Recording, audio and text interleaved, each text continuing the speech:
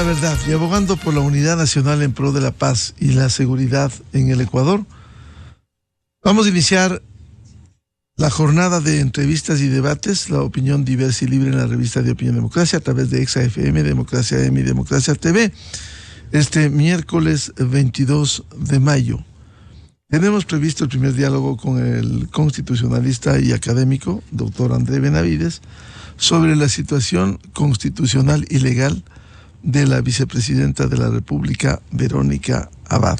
Antes de iniciar esta entrevista, quisiéramos ilustrar un tema que este martes abordamos en la revista de Opinión Democracia, el que por resolución del gobierno se haya asignado al Ministerio de la Mujer y Derechos Humanos la rectoría de la política criminal. Este es un tema complejo que deviene de las reformas aprobadas en la Asamblea Nacional el 5 de enero del año anterior, el 2023, y que, entre otros asuntos, se estableció que la rectoría de la política criminal será ejercida por un ministerio con personalidad jurídica dotado de autonomía técnica, administrativa, operativa y financiera.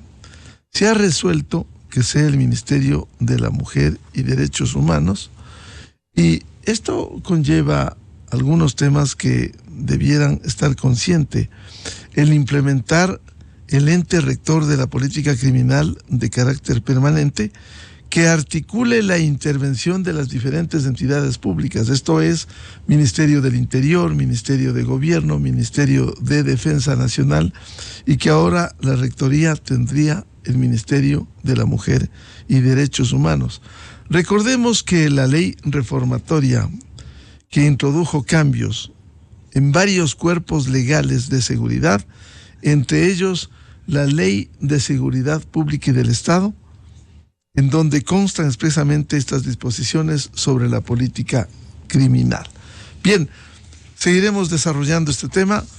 Queremos saludar y dar la bienvenida en la revista de Opinión Democracia al doctor André Benavides, jurista y constitucionalista, para conocer desde el punto de vista legal y constitucional cómo ha visto el tema por esta confrontación que el país ha podido advertir entre el gobierno y la vicepresidenta Verónica Abad. A ella se le envió una misión diplomática en Israel, y ha habido declaraciones que, como ayer señalara la canciller de la República, son declaraciones que ha rechazado el gobierno. ¿Cómo enfrentar este impasse, si cabe la expresión, que hay entre el gobierno y la vicepresidenta, que fue escogido para ir como compañera de fórmula en las elecciones de agosto y octubre del año anterior, luego de la muerte cruzada decretada por el presidente pasado? ¿Cómo enfrentar esta situación? Doctor André Benavides, muy buen día. Buenos días, estimado Miguel, un cordial saludo para usted y para toda la audiencia de Radio Democracia. Lastimosamente nos encontramos en un conflicto entre las dos máximas autoridades de la función ejecutiva, el presidente y vicepresidenta de la República. Y creo que esto, más allá de los personajes, demuestra el debilitamiento de las instituciones políticas y partidistas de nuestro país, porque llama la atención que justamente veamos que la vicepresidenta desde el día 1 prácticamente está fuera del gobierno nacional, en términos fácticos, llamémoslo así, porque cuando se posesiona, presidente va a Carondelet, mientras que la vicepresidenta va a un mercado. Y eso viene a ser el quebrantamiento, el rompimiento de estas relaciones. Aún no sabemos cuál será el trasfondo de aquello, pero seguramente deben existir razones de peso para que el presidente de la República actúe de esa forma.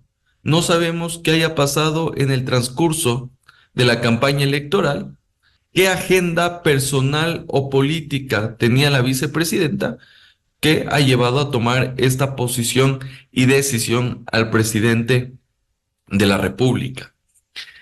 Pero este hecho no es aislado, porque ya hemos visto en otros casos en los cuales también la figura vicepresidencial ha sido incómoda para los primeros mandatarios.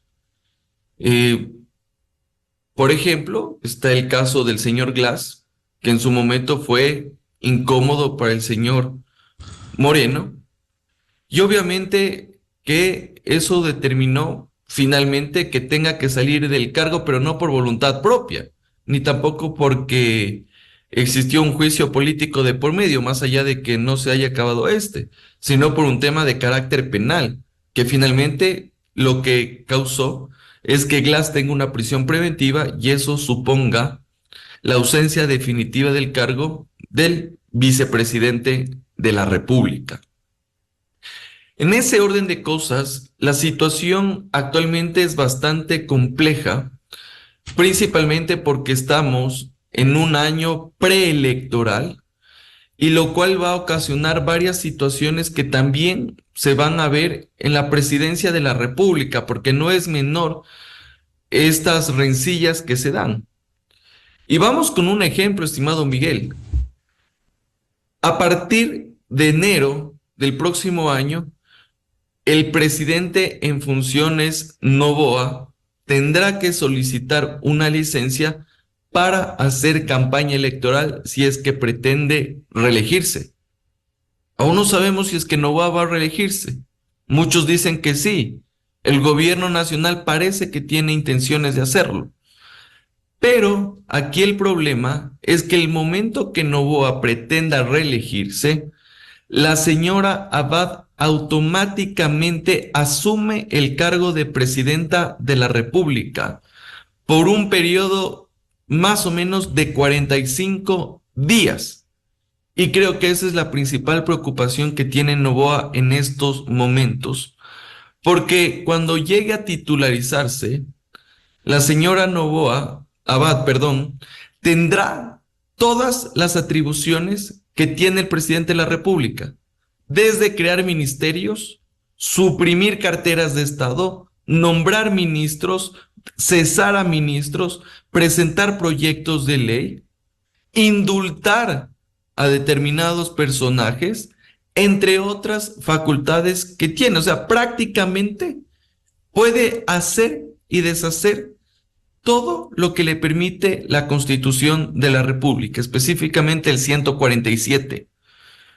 Y creo que esa es la principal preocupación que tiene Noboa. Y adicionalmente, creo que ya viéndole desde el ámbito político, no es lo mismo que la vicepresidenta también pida licencia y estén haciendo campaña juntos, que tener una vicepresidenta que asuma la primera magistratura del Estado y que sea prácticamente tu enemiga. Y desde ahí se podrían tomar algunas decisiones que podrían golpear la candidatura y la campaña de Noboa, y también podrían salir otras cuestiones adicionales. ¿Cómo superar este tema? Bueno, yo creo que el quiebre entre Noboa y Abad, yo creo que es irreconciliable. De ahí tenemos varios mecanismos. Si quisiéramos pensar que la solución es la salida de la vicepresidenta. Usted tiene la renuncia del cargo, tiene el juicio político para que la destituyan, y ahora últimamente se ha presentado esta alternativa de la sanción por parte del CNE que pueda suponer la pérdida de los derechos políticos, lo cual lo inhabilita para ejercer un cargo público. Podría ser una alternativa. O el abandono del cargo. Esas son las alternativas que actualmente existen, si es que la salida sería justamente la cesación del cargo de la vicepresidenta de la República. Pero esto tiene que cumplirse varias causales, tiene que cumplirse varios procedimientos.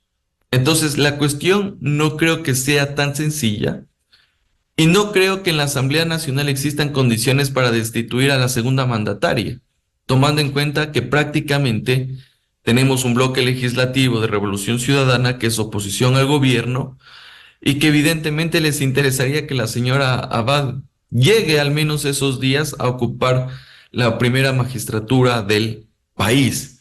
Entonces, obviamente que los escenarios que se presentan son bastante complicados y que evidentemente vaticinar en lo que pueda pasar no lo sabemos, más aún cuando en Ecuador la política es impredecible y que obviamente aquí se puede ver hasta tostar granizo. Entonces, veamos qué pasan en los próximos días y meses, estimado Miguel. Doctor Benavides, usted hacía recordar lo que durante la última administración del doctor José María Velasco Ibarra, su quinta elección, cuando fue elegido vicepresidente un reconocido jurista y penalista guayaquileño Jorge Zavala Vaquerizo, él decía que el vicepresidente es un conspirador a sueldo. Pero volviendo al tema actual, daría la impresión de que definitivamente al presidente de la República le incomoda, no quisiera que siga en el puesto. Lo que se busca es un camino legal y constitucional para que no se quede en la vicepresidencia la doctora Verónica Abad. Ella ha dicho que no va a renunciar, que no va a salir. Se está defendiendo desde las tareas que cumple asignadas, como manda la Constitución, las tareas que le asigna el presidente de la República. Y si hay, como usted decía, un quiebre irreconciliable, simplemente el problema es complejo. Si no se encuentra el mecanismo legal y constitucional, ¿cómo pudiera ser candidato a la reelección Damián Noboa si tiene virtualmente a su ex compañera de fórmula, tiene en condiciones de esta posición irreconciliable entre los dos? Totalmente de acuerdo, Miguel. Yo creo que la situación es insostenible y creo que ver la forma de cómo se pueden salvar los muebles, por así decirlo, es harto difícil. Y cuando se posesionan estas dos autoridades, vemos cómo se da esa ruptura y más adelante, siendo incómoda la vicepresidenta, el presidente decide inclusive darle atribuciones prácticamente de funcionaria diplomática y le envía a la embajada de Ecuador en Israel. Prácticamente le dijo: prefiero tenerte lejos que tenerte cerca respirándome la nuca. Y obviamente que esa era una primera o una salida política y jurídica a esta situación.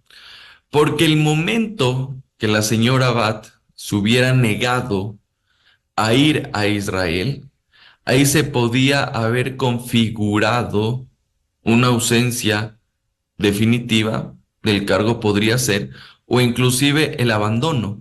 Porque ahí bastaba, como en su momento se hizo con el señor Glass, una certificación de cuántas veces la persona ha ido a ejercer el cargo público, certifican más de 3 meses no ha asistido, eso se entiende como ausencia definitiva.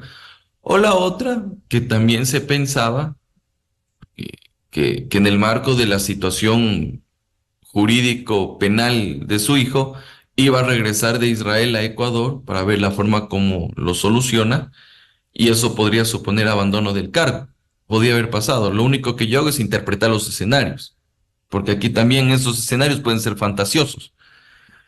Pero lastimosamente vemos que esto ya no tiene ningún tipo de salida, y yo lo que sí digo es que la salida tiene que ser jurídica, tiene que ser constitucional.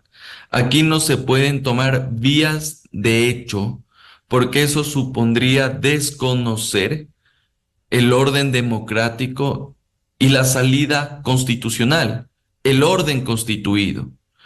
Porque si se hace una salida irregular, una salida de facto, una vía de hecho, prácticamente usted estaría haciendo un golpe de Estado a la vicepresidencia de la República. Y mañana presentarán acciones de protección y volverá al puesto. Entonces, si es que las cosas se hacen bien, Y en ese sentido, hemos vaticinado los escenarios en los cuales se puede dar este tipo de situaciones en las cuales puedan suponer la cesación del cargo de la vicepresidenta de la República. En esos escenarios, doctor Benavides, el gobierno, al menos ha habido acciones, una de ellas que ha anunciado el consejero del Consejo de Participación Ciudadana, Juan Esteban Guarderas, de iniciar un proceso contra la vicepresidenta cuando en una campaña anterior habría cometido presuntamente un delito electoral en la campaña, al haber hecho pre-campaña y encauzarse eso. ¿Es viable una situación de estas?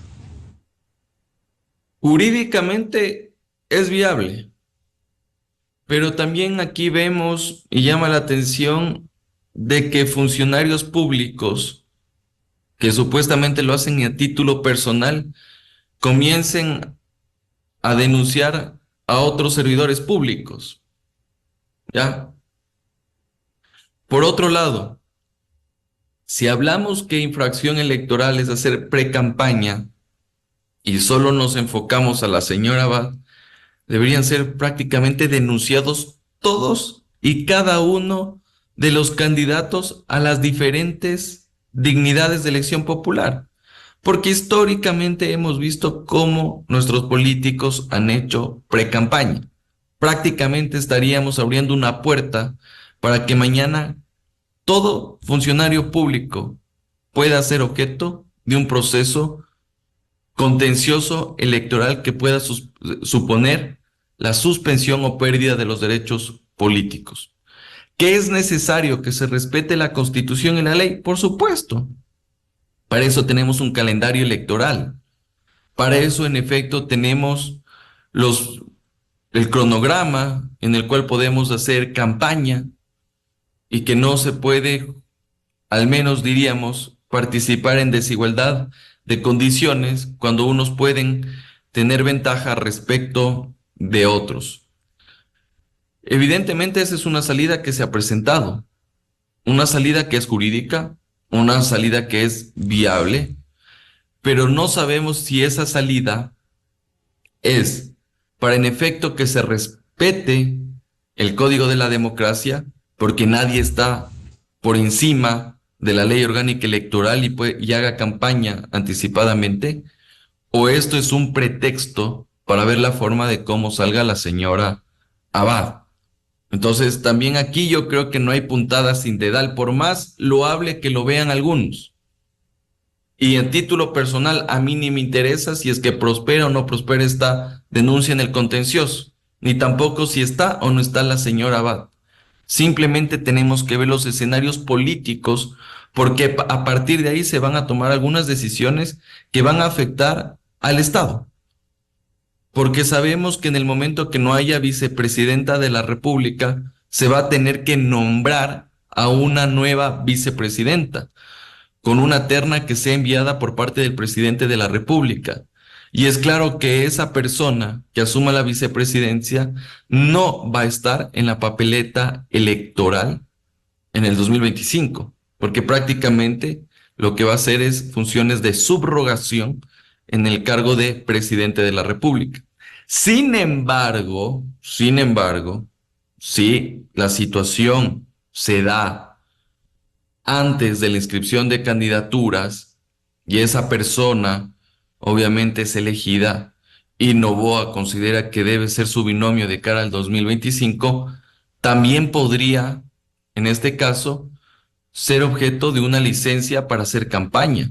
Y recordemos lo que pasó, me parece, en el año 2017, cuando en las elecciones presidenciales y legislativas, Correa pidió una licencia para hacer campaña. Glass, que iba en calidad de vicepresidente, pidió también una licencia, y quien se hizo cargo de la primera magistratura del Estado fue la secretaria de Semplades, la señora Sandra Naranjo, que estuvo más o menos una semana como presidenta de la República. ¿Por qué? Pidió licencia a Glass, tú nombras un ministro como vicepresidente encargado de manera temporal, pidió licencia a Correa y ella asumió por default la presidencia de la República en esos días. También podría pasar esa situación. Pero más allá de eso, creo que obviamente las decisiones que se vayan a tomar pueden tener algún tipo de repercusión en la ciudadanía, tomando en cuenta que la persona que va a estar a cargo de la vicepresidencia puede actuar como presidente y tomar decisiones importantes en el país. Y no solo decisiones de interés general, sino también decisiones políticas como un estado de excepción o inclusive un indulto para determinados personajes. Doctor Benavides, si hay posiciones irreconciliables, irrenunciables, el presidente Noboa sí decide ir a la reelección y no quiere tener de vicepresidenta a Verónica Abad, y la vicepresidenta no quiere irse, simplemente el camino, uno de los tantos, pudiera ser llegar a un acuerdo para la renuncia de Verónica Abad. La renuncia es una manifestación de la voluntad del funcionario público que decide apartarse del cargo.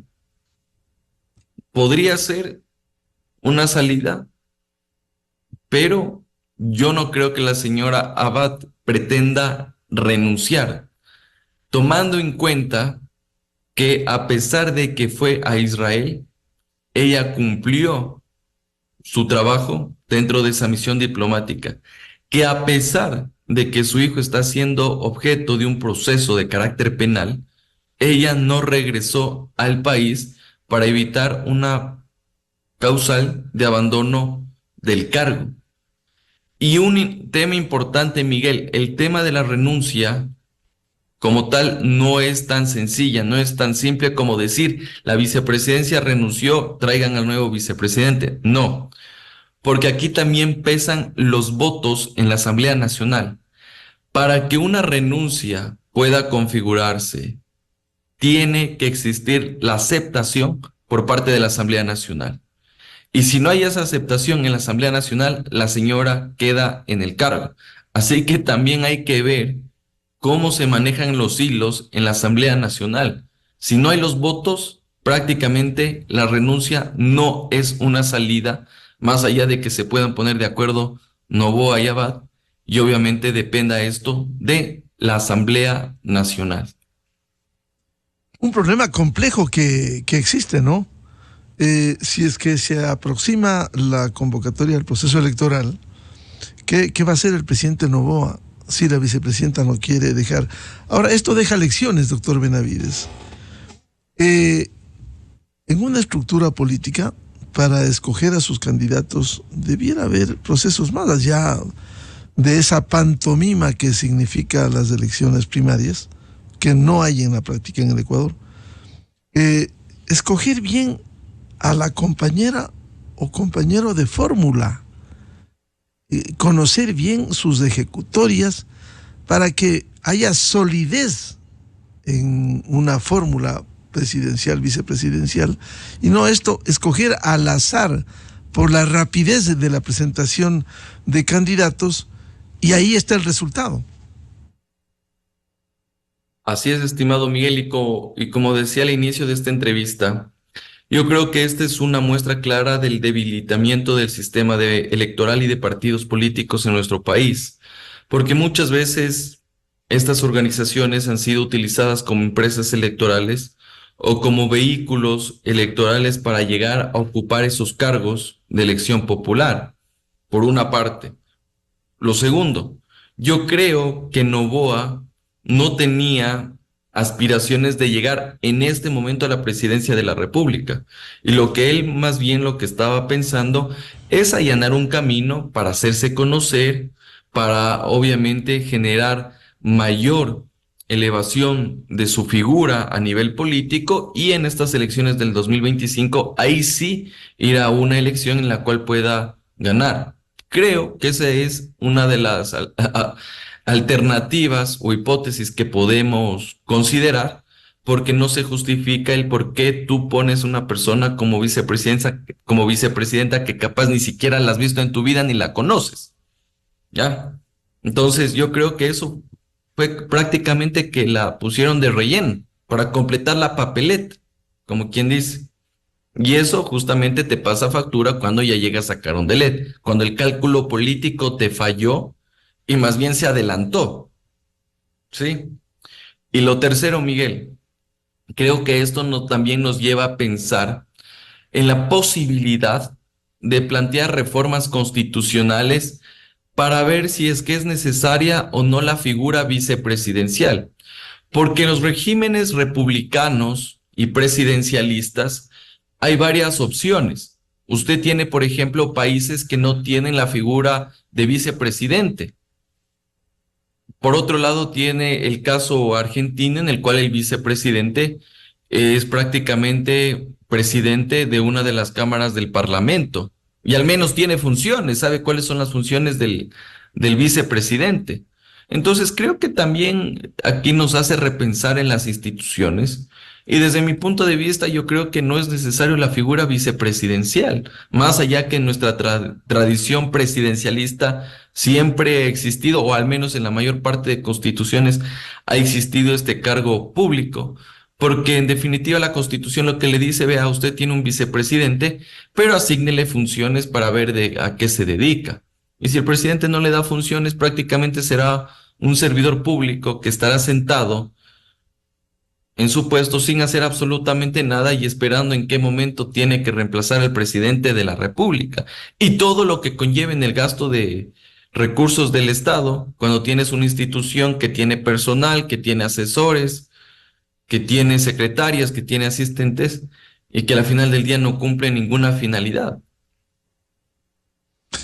De cualquier manera, una situación compleja. Si la decisión final del presidente es ir a la reelección y no puede sacarse de encima, como se dice comúnmente, a la vicepresidenta, va a resultar extremadamente complejo dejarle encargada de la presidencia a quien el gobierno la está cuestionando severamente por cada uno de sus actos. ¿Es realmente una piedra en el zapato lo que tiene el presidente? Yo creo que es una piedra en el zapato desde el día 01. Y la muestra de aquello fue que no estuvieron juntos al momento de la posesión en la Asamblea Nacional y las diferentes decisiones que se tomaron. Y eso también tuvo como consecuencia, obviamente, que en un recibimiento de credenciales también, y eso me adelanto, incluso a la posesión, prácticamente ni siquiera se saludaron, presidente y vicepresidente electos. Entonces, creo que en realidad la situación es bastante complicada, Miguel, y aún no sabemos qué es lo que pasa tras bastidores entre estas dos autoridades y no sabemos cuál fue el origen de este quiebre. No sabemos qué pasó y no sabemos todavía los ciudadanos cuál fue la razón para que se comporten de esa manera. Seguramente deben ser cuestiones de peso para tomar una situación, una posición de esta naturaleza que signifique que el presidente quiere que esté fuera del cargo la vicepresidenta de la República. Ha habido muchas especulaciones de las que, por cierto, no nos hacemos eco públicamente, pero que pudiera ser, como usted dice, hechos de peso, que llegó a esta ruptura evidente y que no habría posibilidad de una reconciliación, porque la otra alternativa es que hay una reconciliación en estas condiciones y con lo que se presume que pudiera haber sucedido, hechos muy graves, simplemente muy difícil una reconciliación entre los dos. Totalmente de acuerdo, estimado Miguel, y creo que eso es justamente algo que no vamos a poder ver, más aún con las declaraciones que ha hecho la vicepresidenta en varios medios internacionales. Después, algunas pugnas que se han dado entre la vicepresidenta y la canciller de la República, y obviamente cierto tipo de alocuciones que ha tenido el primer mandatario respecto de la posición y situación que está viviendo, que está teniendo más bien la vicepresidenta en el ejercicio de sus funciones. Entonces yo creo que ver una salida en el cual se fume la pipa de la paz y todos quedemos contentos, creo que no la va a haber. Y creo que eso prácticamente es una salida que no está ni siquiera puesta sobre el tapete, al menos para el presidente de la República. Y para concluir este diálogo con el doctor André Benavides, y las reformas constitucionales de lo que usted mencionó, esto va a tomar su tiempo también y tendrá que ser a futuro, lo cual no hace fácil encontrar una solución por ese camino. En absoluto. Si usted plantea una reforma constitucional, tiene su procedimiento y tiene su trámite. Usted tiene que ver, en mi opinión, debería ser una enmienda a la Constitución de la República, pero si estamos frente a una enmienda, ¿eso requiere de qué? Requiere de un dictamen de la Corte Constitucional y la Corte se demorará su tiempo. Luego, si quiere hacerlo por referéndum, tiene que convocar esto el CNE y tendrá el proceso siquiera unos 5 o 6 meses. Y después tendrá que gastar 60 millones de dólares para que se pronuncie el pueblo en las urnas y diga si es que quiere o no quiere la figura vicepresidencial. Entonces es una gastadera de dinero incluso innecesaria solo por haber escogido mal la vicepresidenta de la República. Si usted no quisiera gastar dinero, tendría que hacerlo en sede legislativa. Y dudo mucho que existan los 2/3 de los votos para poder reformar la Constitución en ese sentido.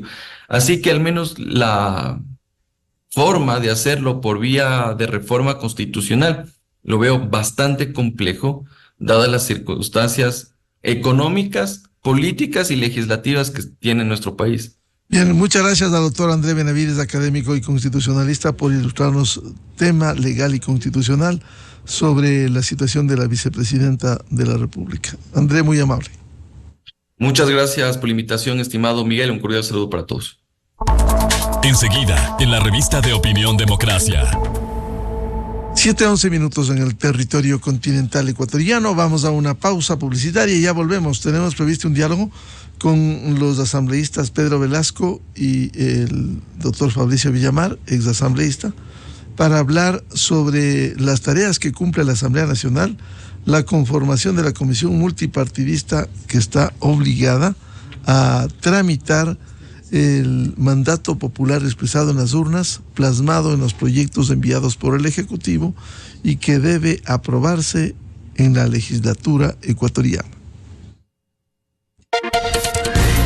Desde 1984 con Gonzalo Rosero. La revista de Opinión Democracia. Siempre líderes, siempre confiables. Enseguida regresa Miguel Rivadeneira a la búsqueda de la verdad. Inicio de espacio promocional y publicitario. Mija, tengo un dinerito ahorrado. ¿Qué podemos hacer? Pero abuelita, abre una cuenta de ahorro flexible. Lo hacemos fácil y rápido desde el celu. Yo te ayudo. ¿Y ahí puedo ahorrar y verlo crecer todos los días? ¡Claro que puedes! También puedo ganar interés desde el primer dólar. ¡Obvio que puedes! Y con una tasa del 5%. ¿Y puedo hacer crecer mis ahorros cada día? ¡Puedes! Con tu cuenta de ahorro flexible, claro que puedes. Ábrela ahora y